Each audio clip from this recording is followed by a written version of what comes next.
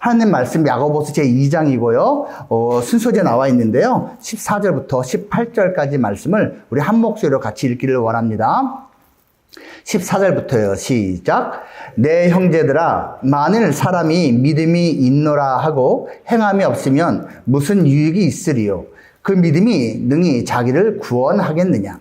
만일 형제나 자매가 헐벗고 일용할 양식이 없는데 너희 중에 누구든지 그에게 이르되 평안히 가라, 덥게 하라, 배부르게 하라 하며 그 몸에 쓸 것을 주지 아니하면 무슨 유익이 있으리요?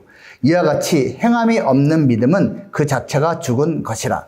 어떤 사람은 말하기를 너는 믿음이 있고 나는 행함이 있으니 행함이 없는 네 믿음을 내게 보이라. 나는 행함으로 내 믿음을 네게 보이리라 하리라. 아멘. 제가 이제 직장 생활을 하다가 뒤늦게 신학교를 들어갔어요. 그리고선 제가 다니던 교회에서 이제 사역을 하게 됐습니다. 저는 특별히 선교부서에서 일을 했고, 그 중에서도 국내에 들어와서 일하고 있는 외국인 근로자들을 전도하는 그러한 일들을 했습니다. 낯선 내용이었지만 보람 있었고 또 행복했습니다. 한 번은 파키스탄 이제 사람을 전도를 했습니다. 이제 뭐 예수님을 만난 건 아니지만 그래도 교회를 데려올 수 있었어요. 경기도 광주 용수리라는 곳에 있는 분을 아침에 제 차로 이제 아침 7시까지 가요. 그리고 그분을 갖다 모시고 8시 반까지 예배드리러 다시 이렇게 오는 겁니다. 그런 외국인 근로자들을 모시러 저같이 자원봉사자들이, 저는 또 전도사였지만 이렇게 아침 7시까지 그런 곳으로 가서 모시고 오는 분들이 수십 명이었습니다. 교회 분들이 참 대단하죠? 자, 그분이 와서요. 무슬림이었으니까, 이제, 교회에 대해서 좀 거부감이 있었겠지만, 그래도 한국에 와서 외롭잖아요. 그러니까, 이렇게 일요일 날 오는 거에 대해서, 그래도 쭈삣쭈삣 같이 오곤 했습니다. 자, 그날 예배를 드리는데요. 아침에 예배 드리고요. 점심 식사 거하게 맛있게 교회에서 해주고요. 그리고 오후에 예배를 또 드려요. 근데 딱딱한 예배는 아니었습니다. 재미있게 했기 때문에 이분들이 흥겹게 지내고 오후 3, 4시면 다시 이렇게, 자기가 있는 숙소로 우리가 보내드리고는 했습니다. 어느 날 이분이 와서 예배를 드리다가요. 오후 시간에 갑자기 헉 하더니 쓰러져 버린 거예요. 너무 놀랐죠. 119를 불렀습니다. 호흡을 잘 못하는 거예요. 그리고 제가 같이 동승을 해갖고선요, 가까운 병원들 빨리 갔습니다. 그리고 응급조 치렀어요. 결국은 이제 나중에 병명이 나왔는데 진폐증이었습니다. 제가 이분 공장을 가본 적이 있거든요. 금속을 이제 이렇게 갈아갖고선 뭘 만드는 곳이었어요. 그런데 아마 마스크가 제대로 된 게 아니었나 봅니다. 이분이 좀 위험한 상태였기 때문에 보호자가 반드시 옆에 있어야 된다 그래갖고선요, 제가 그날 오후부터 다음날 아침까지 그 병실에서 그분 옆에 꼬박 붙어 있었고, 그분은 계속 체크하고 못 뽑아내고 이런 거를 했습니다. 그날이 1999년 12월 28일이었습니다. 이날을 어떻게 기억하냐고요? 제 결혼 기념일이었어요. 그러니까 제가 잊어버릴 수가 없어요. 제 아내가 그랬거든요. 그래, 결혼 기념일 날 당신은 그 병원에서 외국인 근로자하고 같이 보냈구나 하면서 가끔씩 놀리거든요. 그 사건이 있고 나서 이분을 제가 다음날 아침에 공장으로 다시 모셔다 드렸어요. 그리고선 그 공장 사장님께 이렇게 말했습니다. 사장님, 진폐증이랍니다. 이렇게 써줬는데 다행히 응급조치는 했지만 계속 이것이 남아있기 때문에 앞으로 6개월이건 1년이건 정기적으로 와서 체크하고 뭔가 조치를 취해야 한답니다.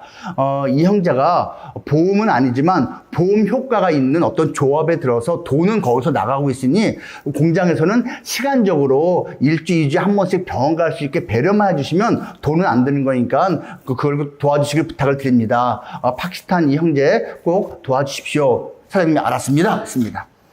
그 다음 주에 제가 다시 그 공장에 찾아갔습니다. 없었습니다.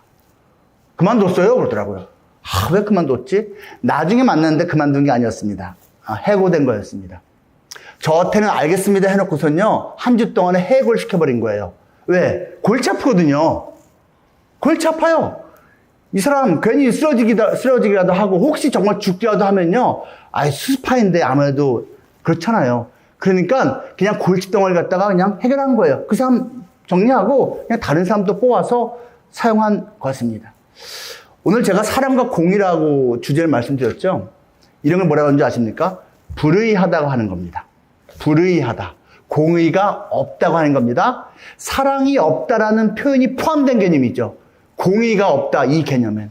성경에서 말하는 사랑과 공의는요, 동전의 앞뒷면 같은 겁니다. 사실은 같이 묶여져 있는 것이죠. 대조되는 일도 있었습니다. 어떤 인도 사람이요, 마찬가지로 이제 경기도 광주에 있는 어떤 다른 공장에서 목재를 가공하는 데서 3D 업종에서 일을 하고 있었습니다. 근데 이 사람은요, 교회 나오는 걸 참 즐거워했고, 나중에는 정말 예수님도 영접하고 세례까지 받았습니다. 힌두교도였거든요. 어떻게 힌두교도가 그렇게 또 마음을 열었을까요? 무슬림보다는 힌두교도가 좀 더 연약한 믿음일까요? 꼭 그렇지 않습니다. 이 사람이요, 한국에 와서 돈을 버는데 힘들었겠죠. 그런데 그 열악한 컨테이너에서 살면서 공장에서 일을 하면서 행복을 느낀 거예요. 무슨 행복? 사장님이 진짜 괜찮아요. 그리고 사장님의 엄마이신 할머니, 이분이 우리 교회의 권사님이셨는데요. 이분이 사랑이 많은 거예요.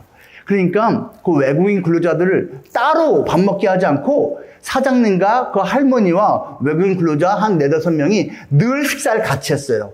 그리고 이제 외국인 근로자 중에 무슬림들을 위해서는 이제 소고기를 준비해주고, 그 다음에 그 힌두교도들을 위해서는 그들은 돼지고기 먹어도 되거든요. 돼지고기도 준비해주고, 이것저것 잘 안 먹는 사람들을 위해서는 생선도 준비해주고 해서 종교별로 그것을 입맛에 맞춰서 반찬을 꼬박꼬박 준비를 해주는 거예요. 엄청나게 배려해 주는 거죠. 저도 한번 식사를 같이 했는데 할머니께서 생선을 갖다가 이렇게 손으로 이게 발라갖고서 그 힌두교 인도 형제한테 이렇게 앞에 놔주면서 먹으라고, 아무개 먹어 하는데 그들이 거부하지 않고 고맙습니다. 그래서 행복하게 먹는 거예요.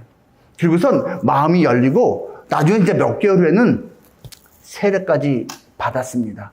이런 걸 뭐라고 하냐? 사랑이 많다라고 표현할 수도 있고, 동시에 참 의롭다. 그 할머니, 그 사장님은 의로운 분이다 라고 말할 수 있는 거예요. 왜? 약한 사람, 그리고 조건이 나쁜 사람, 그 불법 체류자였거든요. 나그네, 이방인, 이런 사람들을 갖다가 아껴주고 배려해줬기 때문에 이런 것을 성경에서는 의롭다라고 하는 거예요. 사랑과 뭔가 연결되어 있는 느낌을 여러분 받으실 수 있죠. 그 내용을 오늘 제가 야고보를 통해서 말씀을 드리고 싶은 것입니다. 지난주 제가 설교할 때요, 신앙은 삶이라는 제목으로 말씀드렸습니다. 신앙은 아는 거예요, 담는 거예요, 사랑하는 것이라는 이야기입니다. 여러분, 사랑, 제가 1년 수개월 전에 여기서 이 사랑에 대해서 얼핏 말씀드린 것이 있는데 그것을 혹시 기억하실지 모르겠습니다. 이 시대에는 많은 사람들이 사랑하다하고 좋아하다를 섞어서 씁니다. 근데 저는 좀 약간 구분해서 말씀드리려고 합니다. 여러분, 사랑하다가 좋아하다가 이게 결코 똑같은 게 아닙니다. 뭐 영어로 단어 자체가 다르기도 하지만요, 결정적인 차이는 여기 있습니다. 사랑하는 건 의지입니다, 여러분. 지정의 중에서 의지입니다. 그리고 좋아하는 건 감정입니다. 감정이에요. 여러분, 예를 들어서요, 첫눈에 반했다. 이거 사랑일까요? 좋아하는 걸까요? 좋아하는 겁니다. 자기 눈에 보기에 좋은 거예요. 그냥 마음이 콩닥콩닥 하는 거. 감정입니다. 감정이에요. 그리고 그게 나중에 이제 사랑으로 이제 더 승화될 수는 있겠지요. 사랑은요, 의지이기 때문에 사실 감정적으로는 도저히 가지 않아, 감정이. 근데 사랑의 의지를 가지고 우리는 행할 때가 있습니다. 사랑은요, 무조건적입니다. 좋아하는 건 조건적입니다. 쉽게 말하면 이거예요. 내가 저 사람을 좋아하는데 그 좋아하는 조건이 사라지면, 조건이 변질되면 더 이상 좋아하지 않는 겁니다. 더 이상 사랑하지 않는 게 아니라 좋아하지 않는 거예요. 그리고 사랑은 처음부터 아니었던 것이지요. 부모님 사랑 생각해 보세요.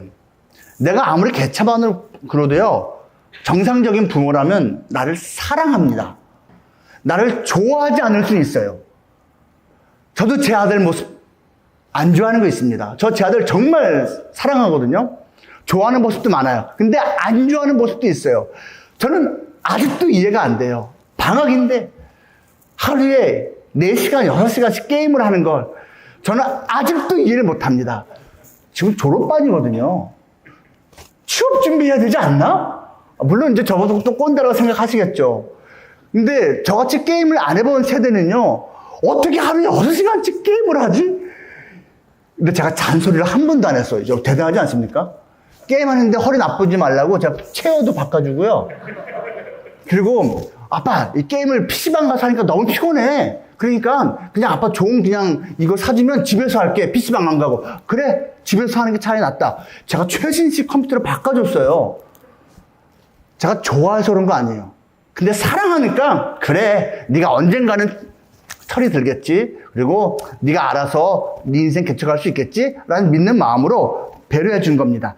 여러분, 부모님이요, 자식을 사랑하는 거지 좋아하기 때문에 그렇게 다 받아주는 것이 아닙니다. 좋아하는 것도 있고 싫어하는 것도 있습니다. 하지만 무조건적으로 사랑합니다. 이 무조건적인 사랑, 여러분, 사랑은요, because가 아닙니다. 뭐뭐하기 때문에 나는 사랑한다? 사랑이 아니에요. 뭐뭐 때문에 사랑한다면 그냥 좋아한답니다. 좋아한다. 또 한 가지, 만약에 얘가 바뀐다면, 얘가 이렇게 한다면 내가 사랑해 줄 거야. 그 사랑 아니에요. 있는 그대로 받아주는 것이 그게 사랑입니다. 여러분, 이제 뭐 결혼하신 분, 또 연애하신 분들 뭐 많으시잖아요. 이 사람이 이렇게 바뀌면 내가 사랑해 줄 텐데, 이것 때문에 나 못 사랑하겠어. 여러분, 그건 사랑이 아니에요. 바뀌는 것 이전에 있는 그대로 받아주는 게 사랑입니다. 물론 또 이렇게 말하는 분이 있겠죠. 당신도 이 사람하고 살아봐. 그거 사랑할 수 있는지. 제 아내가 아마 저에 대해서 그런 감정 갖고 있을 거예요. 저의 어떤 모습은 무척 사랑하기 힘들 겁니다. 근데 참 저를 인내하고 받아주면서 한평생 살아왔으니 얼마나 감사한지 모르겠어요. 여러분, 사랑은요, 불구하고 옵니다. 불구하고. 올더입니다. 이 사람이 내가 좋아하는 스타일이 아님에도 불구하고, 얘가 사실은 내가 싫어하는 조건을 갖고 있음에도 불구하고 내 마음을 주는 것, 그게 사랑이라는 것이고요. 그게 성경에서 말하는 것입니다. 사랑은 다 아시는 대로 받는 것보다는 주는 겁니다. 물론 주고받는 게 원활하게 있어야지 사랑이 풍성하게 결실맺습니다. 일방적으로 한쪽에서만 사랑하면요, 사실 쉽지가 않습니다. 그래서 주고받는 게 가치 있는 게 최고지만 그 둘 중에 하나 골라라 그러면 사랑은 주는 것이 맞습니다. 근데 중요한 건 이거예요. 내가 좋아하는 것을 주는 것? 이게 사랑인가? 또는 상대방이 원하는 것을 주면 그게 다 사랑일까? 여러분, 꼭 그렇지 않습니다. 진짜 사랑은요, 지혜가 포함돼야 돼요. 정말 사랑은 상대방에게 필요한 것을 주는 게 사랑입니다. 내가 좋아하는 것을 주는데, 저 사람이 원해서 주는데 그 사람한테 해하게 되면 그건 자기 마음하고 다른 거잖아요. 나쁜 결과가 나오잖아요. 상대방한테 필요한 걸 주는 게 진짜 최선의 사랑입니다. 사랑에는요, 그래서 이 지혜가 필요합니다. 그 상대방에게 필요한 것. 그래서 사실은 아직은 철이 없는 제 아들, 딸이 원치 않더라도 그들에게 필요하다면 부모인 저는 줍니다. 당연한 거예요. 그리고 내 자녀들이 아무리 좋아하고 원해도 그들에게 해가 되고 악이 되면 저는 안 줍니다. 무조건 주는 게 사랑은 아니거든요. 그러니까 그거를 그래도 인생 경험을 조금 더 제가 조금 더 올바르게 판단하는 부분이 있기 때문에 아직은 제가 걸러서 제가 적용을 하는데, 이제 제 아들, 딸도 성인이 됐으니까 이제 어느 순간부터는 이 부모의 간섭이 없이 독자적으로 판단하면서 인생을 본격적으로 살게 되겠죠. 지금은 이제 대학생이라서 과도기인 것이고 이제는 본격적으로 살게 될 것입니다. 사랑은 상대방이 필요한 것을 주는 것입니다. 그 상대방이 혹 몰라도, 아쉽죠, 모르면. 그래도 주는 것이고, 상대방이 아무리 원해도, 본인이 원해도 그것이 자기에게 악이 해가 된다는 걸 모르고 원할 수 있기 때문에 안 주는 것이 오히려 사랑이라는 것입니다. 그것이 사실 하나님께서 우리에게 보여주신 사랑이거든요. 하나님이요, 세상을 참 사랑하셨어요. 왜? 죄가 많지만 하나님이 만드셨거든요. 그 가운데 이 하나님의 형상을 지닌 모든 사람을 너무 사랑하셔서 독생자 예수님을 주셨습니다. 그래서 우리가 영원한 생명을 얻게 만드시는 거예요. 그 어떤 사람도 우리에게는 하나님이 필요해요. 우리에게는 예수님이 필요해요. 이러한 마음을 가지고 예수님을 찾은 사람이 사실 없습니다. 처음에는 하나님을 모르다가 심지어 외면하다가 어느 순간에 이렇게 깨닫게 되는 거죠. 그래서 우리가 비록 원하지 않아도 하나님께서는 그 예수님이 꼭 필요하니까 주신 것입니다. 그래서 제가 지난주에 말씀드린 것처럼요, 신앙은 하나님을 아는 것이 기본인데 성경 말씀을 이렇게 일주일에 한 번씩 꼬박꼬박 전해드리는 것은 그 성경이 하나님을 알려주기 때문입니다. 그리고 그 성경이 알려주는 하나님의 가장 하이라이트는 예수님이거든요. 그래서 예수님을 여러분이 알고 예수님을 닮아갈 수 있는 그런 기회를 얻고 있는 것이고요. 그 예수님을 닮는다는 것은 다른 말로 하면 예수님을 따라서 산다는 이야기입니다. 그리고 오늘 본문에서 무엇을 말합니까? 오늘 야고보서라고 되어 있죠. 여기 야고보가 누군지 아십니까? 영어로 제이콥이라고 하는, 야곱이라고 하는 이 야고보는요, 예수님의 동생, 친동생이에요. 예수님의 친동생이 쓴 글입니다. 거기서 뭘 말하고 있다고요? 행함이 없는, 실천이 없는 믿음은, 신앙은 죽은 거라고 말하고 있습니다. 오늘 본문에서 말하는 거예요. 네가 하나님을 안다고 해? 네가 성경 지식이 있어? 예수님이 이래저래하다고 잘 이렇게 설명하고 있어? 근데 삶 속에서는 전혀 적용이 안 돼? 그는 진짜 신앙이 아니라는 거예요. 진짜 믿음이 아니라는 것입니다. 정말로 하나님을 알고 예수님을 닮고 따라가는 사람이라면 사랑하지 않을 수 없다라는 것입니다. 그리고 제가 오늘 초반부에서 말씀드린 것처럼요, 이 사랑과 같이 세트로 있는 것이 공의라는 개념인데, 공의는 공정한 사랑을 이루는 겁니다. 공정한 사랑. 그럼 뭐가 공정한 거냐? 가난한 사람, 억울한 사람, 연약한 사람, 소외받는 사람, 고통받는 사람, 이런 사람들을 우선적으로 공동체적으로 배려하고 도와주는 겁니다.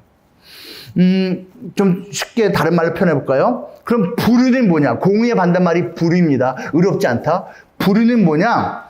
이렇게 약하고 소외받고 억눌리고 나쁜 조건을 갖고 있는 이 불쌍한 사람들에게 우선권을 주지 않는 것, 우선적인 사랑을 주지 않는 것, 공동체가 함께 그들을 먼저 배려하지 않는 것이 불의라는 겁니다.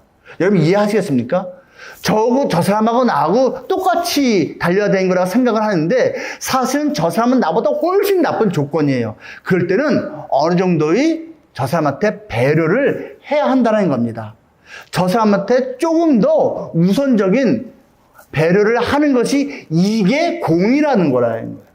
이 공의를 지키지 않는 것이 불의하다라는 것입니다. 그래서 많은 사실 이제 하나님 신앙을 가진 사람들이요, 개인 차원에서 선한 일을 하는 것 정도가 아니라 공적으로 같이 선한 일을 같이 합시다라는 마음으로 참 좋은 단체, 기구, 조직을 만들었습니다. 혼자서의 삶도 그걸 적용하는 게 필요하지만 이왕이면 공동체적으로 이러한 다양한 약한 조건을 가진 자들을 돕는 그러한 우리 사회가 되면 좋겠다는 마음으로 그런 기구들을 만든 사람들이 많이 있습니다. 시작은 한결같이 사실은 하나님 신앙을 가진 사람들입니다. 마나야라고 하는 사람이 만든 라르시아라고 하는 아주 유명한 장애인 공동체가 있습니다. 여기 이 장애인 공동체는 캐나다에서 시작했는데요, 중증 장애인이에요. 자기 혼자서는 거동하기도 힘들고 소변, 대변도 보기 힘든 정도의 그러한 중증 장애인들을 돌보는 거예요. 그러니까 여기는 소위 정상이라고 하는 사람들이 반드시 함께 살아야 됩니다. 이 마네라고 하는 신부님이 이러한 공동체를 만들었고, 수많은 사람들이 단기로 가서 정말 거동하기 힘든 이 장애인들과 함께 살면서 이들과 함께 하나님의 사랑을 나누며 지내고 있습니다. 뭐 이런 단체가 당연히 우리나라에도 여기저기에 있죠. 제가 언젠가 말씀드린 적이 있는데요. 여러분, 대한민국 교회가 정말 욕먹을 짓 계속합니다. 목회자들 중에 진짜 손가락질 받을 만한 사람도 있다는 거 알고 저도 그것에 대해서는 인정하고 부끄러움을 느끼고 책임감을 갖고 있습니다. 그렇지만 여러분, 교회가 또 하는 선한 일도 사실 적지가 않습니다. 대한민국에 있는 복지시설의 85%가 교회가 운영하는 겁니다. 교회가 후원하고 크리스찬들이, 목회자들이 앞장서서 자기 재산을 갖다 부어 넣으면서 그러한 장애인들, 또 소외받는 사람들, 다양한 종류의 약함을 가진 자들을 돕는 일을 하고 있는데, 대한민국에 있는 것의 85%가 교회가 사실 운영을 하고 있는 거고, 이 라르샤 같은 단체들이 국내에도 많이 있다라는 것입니다. 여러분, 호스피스 많이 들어보셨죠? 말기암 환자들이 대부분 가는 곳인데요. 보통 한 3개월쯤 남았다 하면요, 병원에서 말합니다. 죄송합니다. 이제는 할 거 다 했습니다. 이제 마지막 한 3개월 남은 기간을 좀 이렇게 편안하게 지낼 수 있도록 호스피스 보내십시오라고 대부분 말을 합니다. 여러분 가운데서도 아는 분이 호스피스에 가서 지내다가 돌아가신 분도 혹 있을지 모르겠어요. 우리나라에도 물론 있습니다. 여러분 마지막 3개월 이렇게 딱 선고받으면요, 그때는 뭐 치료하고 이게 아니에요. 고통을 줄여주고 인간적으로 존엄하게 지내다가 행복한 마음으로 죽을 수 있게 배려해줘야 되거든요. 이 호스피스 정신으로 만들어진 요양원 또는 병원들이 우리나라에도 여러 군데 있고요. 사실 우리나라에서는요, 100% 이 호스피스 병동이 이제 무료로 운영된 시절도 있었습니다. 그런데 나라 정부에서요, 이게 무료로 운영되는 거는 불법이라고, 그래서 돈을 받으라고 그래가거든요. 사실 최소한의 비용만 받고 기독교 단체와 교회들이 계속 후원을 하거든요. 그래서 그 후원금이 90%고 10%는 입원 환자들이 내는 걸 가지고 이렇게 호스피스 병원이 용인이나 등등이 몇 군데 있습니다. 여러분, 여기서는 물론 예수님의 사랑을 갖고 전하는 거지만 예수님을 믿어야만 가는 그러한 곳은 아닙니다. 그런데 이러한 호스피스라는 것도 역시 이러한 예수님의 그러한 가르침을 받고 결심한 여기 있는 시슬리 손더스라고 하는 사람이 시작을 한 것이고 전 세계에 퍼져 있습니다. 또 있습니다. 여러분, 헤비타트라고 많이 들어보셨죠? 집이 없는 사람들에게 집 지어주는 건데요. 뭐 엄청난 집을 지어준 건 아니고 최소한의 집 수리 또는 목조된 간단한 몇 평짜리 집을 지어준 겁니다. 사람은 누구나 정말 깨끗한 집에서 살 권리가 있다라는 단순한 마음을 가지고 여기 있는 이제 풀러라는 사람이 시작을 했는데요. 우리나라에도 있습니다. 이 풀러가 어마어마한 억만장자거든요. 근데 자기 전 재산을 다 넣었습니다. 그래서 동남아시아, 아프리카, 중남미 등지에서 특히 활동을 크게 하고 있고, 우리나라는 그래도 상대적으로 이제 선진국이 됐기 때문에 조금만 운동하고 있지만, 이렇게 자기의 전 재산을 다 넣어서 재산 자체가 조 단위예요. 근데 그걸 전부 다 풀었습니다. 집 지어주는 사역을 하는 것이죠. 이 집에 들어오려면은 뭐 예수님을 믿어야지 들어올 수 있습니다. 이런 거 아니에요. 아무 조건 없이 베푸는 거예요. 집 없이 사는, 길거리에서 살고 있는 그러한 사람들을 위해서 자기 전 재산을 기부한 것도, 이 사람도 사실은 크리스찬 마인드로 그 운동을 시작한 것입니다. 감옥 선교에 유명합니다. 프리즌 펠로우십이라고 하는데요. 찰스 콜슨, 척 콜슨이라고 하는 이 사람 되게 유명한 변호사거든요. 그런데 소위 말하면 미국의 닉슨 대통령을 재선시키기 위해서 불법을 행한 사건이 워터게이트 사건이라는 유명한 사건이 있어요. 거기에 연루가 돼서 감옥에 들어갔습니다. 워싱턴의 유명한 정치인이자 변호사였는데요. 이 사람이 감옥 생활을 6개월 했어요. 그 감옥 생활을 한 다음에 느낀 게 있는 거예요. 정말 이 감옥이 열악하구나. 이것이 정말 인권이 많이 유린된 곳이구나 깨닫고 이 사람이 감옥에서 예수님을 만났습니다. 나와서 남은 평생을 감옥 인권 개선을 위해서 살아간 사람이고 전 세계적인 운동을 벌이고 있고요. 우리나라에도 있습니다. 여러분, 기독교 단체가 운영하는 감옥이 있다는 거 아십니까? 세운 게 아니고 감옥인데 기독교 단체에게 운영권을 맡긴 거예요. 그럼 차이가 뭐냐? 일반 감옥하고 기독교 단체하고 그 운영한 다음에 결과 차이가 뭐냐? 재범률이 여러분, 일반 감옥에서 나온 사람들은 재범률이 사실은 35% 이상입니다. 과목마다 달라요. 35%, 40%, 50% 그렇습니다. 그런데 이 기독교 단체에서 운영하는 이 시설 출신 재범률은요, 3%입니다. 3%. 거의 재범하지 않는다라는 것이죠. 이런 거 운영도 지금도 하고 있습니다. 제가 한 두 개만 더 말씀을 드릴게요. 아프레이션 스마일이라는 그런 단체가 있습니다. 이 단체는 여러분, 선천적으로 얼굴 D형을 갖고 태어난 아이들을 무료로 정상인처럼 수술해주는 단체입니다.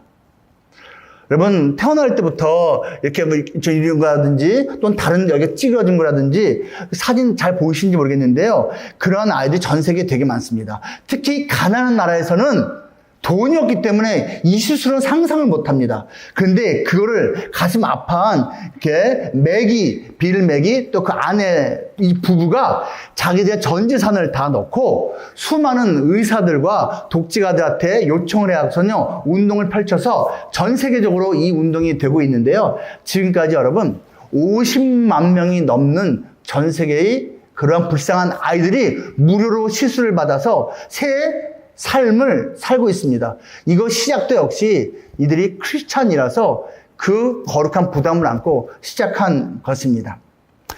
요즘 우리나라에 광고 많이 나오고 있는 국경 없는 의사회, 프랑스에 있는 의사들이, 크리스찬 의사들이 시작을 했습니다. 그리고 여러분, 이들이요, 전 세계 80여 개국에 들어가고선요, 자비량으로 또는 후원자들이 보내준 돈을 가지고 의사 활동하고 있고요. 소말리아 같은 데는 지금도 분쟁 지역이고 수많은 사람들이 죽어가고 있거든요. 거기에 들어가서 목숨을 잃는 의사들도 한두 명이 아닙니다. 우리나라 사람들도 들어가 있고요. 북한에도 들어가 있습니다. 북한에도 국경 없는 의사회 출신들이 몇 명이 들어가서요, 그 열악한 곳에서 뭐 짧게는 6개월, 길게는 10년, 20년 봉사하면서 열심히 거기서 의료를 행하고 있습니다. 물론 이 모든 단체들은 시작은 전부 크리스찬 마인드로 시작을 했지만 세월이 10년, 20년, 30년 흘러가면서 꼭 그들이 오는 사람들이 크리스찬이 아니더라도 혜택받는 사람들이 넌 크리스찬이라도 아무 상관이 없이 그냥 보편적인 인류애를 박애 정신을 구현하고자 이 단체들이 운영되고 있습니다. 여러분, 너무 거창해 보입니까? 우리가 단돈 5,000원, 10,000원이라도 후원할 수 있어요. 아니, 이런 단체가 아니더라도 내 옆에 있는 그 누군가를 갖다가 도울 수 있습니다. 도울 수 있는 기회가 있을 때 도울 수 있는 것. 여러분, 이것이 우리가 인생을 좀 더 행복하고 보람있게 살 수 있는 비결인 것이지요. 하나님이 여러분을 정말로 사랑하십니다. 벽산을 사랑하십니다. 여러분께서 이제 이러한 설교랄까, 이러한 오늘 메시지를 들으시고, 내가 정말 누가 생각났다. 지금 누구에게 도움의 손길이 필요할 것 같은데 내가 정말 조금이라도 돕고 싶다라는 마음이 든다면 정말 미루지 마시고 덮지 마시고 정말 실질적으로 도울 수 있는 우리가 되면 좋겠습니다. 여러분이 한 달에 단돈 10,000원, 20,000원씩이라도 이렇게 꼬박꼬박 기부하시는 분들이 있죠. 그래서 우리 이제 길에서 좀 방황하고 있는 청소녀들이 그 도움을 받고 그 도움을 받은 아이들이 검정고시 시험을 보고 그들 가운데 일부는 지금 뭐 대학교도 가고 있고요. 그리고 그 대학생이 된 아이들을 위해서 또 회사에서 장학금을 기탁해서 걔들이 등록금 혜택을 받고 있고요. 이러한 일들도 지금 계속 벌어지고 있다는 이야기입니다. 이러한 것이 사실은 우리가 크리스찬으로서 또는 아직은 난 크리스찬이지만 이렇게 일주일에 한 번씩 예배를 드린 자로서 우리가 보람 있는 그리고 하나님 기뻐하시는 그러한 모습으로 사는 모습인 것입니다. 바라기는요, 우리가 머리만 커가는 그러한 어떤 뭐 종교인 또는 예배 드리는 자가 아니라 우리의 마음도 좀 더 넓어지고 무엇보다도 손과 발로 행하며 살아갈 수 있는 그러한 사랑을 실천하며 살 수 있는 특히 공의, 약자를 위해서 우선적으로 공동체가 배려하는 사랑을 실천하며 살아가는 우리 모두가 될 수 있기를 축복합니다. 기도하겠습니다. 하나님 감사합니다. 하나님이 사랑하시는 우리 벽산의 가족들이 또 이렇게 마음을 모아 예배를 드립니다. 오늘 특별히 사랑, 공의, 그 실제적인 그러한 실천하는 모습에 대해서 우리가 잠시 살펴보았습니다. 하나님, 우리가 멀리 찾을 것이 없이 바로 내 가족에게, 우리 동료에게, 또 내가 알고 있는 그 누군가에게 도움의 손길을 줄 수 있을 때 그것을 머뭇거리지 않고 과감히 실행하며 살아갈 수 있는 선한 일에 힘쓰는, 사랑과 공의에 힘쓰는 우리가 될 수 있도록 도와주옵소서. 그래서 우리 직장 생활이 좀 더 아름다워지고 우리의 삶이 좀 더 풍성해지는 그러한 은혜를 누리기 원합니다. 우리 벽사는 가족들 힘 주시고요. 주님께서 위로해 주시고요. 언제나 지혜를 주시고요. 멋진 결실 맺으며 살아갈 수 있도록 도와주옵소서. 예수님 이름으로 기도합니다. 아멘. 이제는 우리를 위해 십자가에 못 박혀 죽으셨다가 다시 살아나신 예수 그리스도의 그 크신 은혜와 우리에게 그 아들을 주시기까지 우리를 사랑하신 아버지 하나님의 그 놀라우신 사랑하심과 우리의 모든 생사복을 주관하시는 성령 하나님의 인도하심이 남은 평생 사랑과 공의를 삶 속에서 조금씩이라도 꼭 실천하며 행함에 옮기며 살 것을 다짐하고 결단하는 우리 벽사의 모든 가족들 머리 위에 영원토록 있을지어다. 아멘.